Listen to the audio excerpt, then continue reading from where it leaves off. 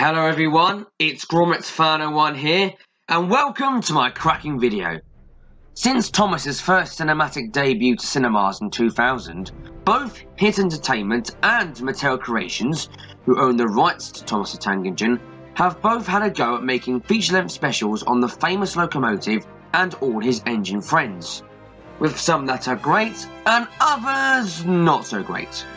But ever since Andrew Brenner took over as writer for Thomas and Friends after Sharon Miller, he and producer Ian McHugh have been trying to go back to some of the original source material, while making original stories for both the current TV series and feature-length specials.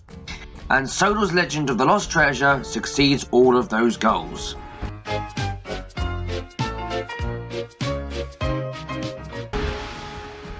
The film was also made to celebrate the 70th anniversary since the Railway series books was published, which is where Thomas first originates from.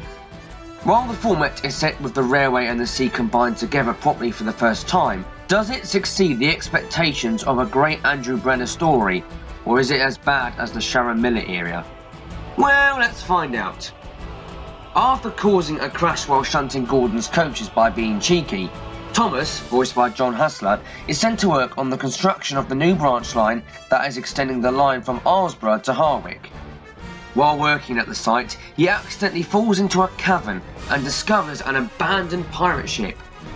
After being repaired and sent back to work, he soon makes friends with Sailor John, voiced by the late John Hurt, and Skiff the sailboat, voiced by Jamie Campbell Bower, and helps them try and find the lost treasure of Sodor.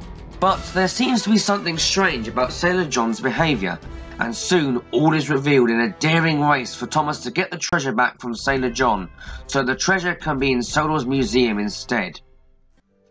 So, while explaining the summary of the story, you might be thinking that there is no point in seeing the film, as most of the story has been given away. But actually there is a lot in this special for fans old and new to enjoy. With some references to the Railway series and a story that is very engaging, this special is a definite improvement of the previous scripts that Andrew Brenner has written. Even though some of his stories tend to be sometimes all over the place, he is still great at keeping younger members of the audience engaged to follow a story, as well as catering the older fans of the show interested too. The plot just feels so defined that it really takes fans of the show, like myself, on an epic journey that is consisted in an hour special.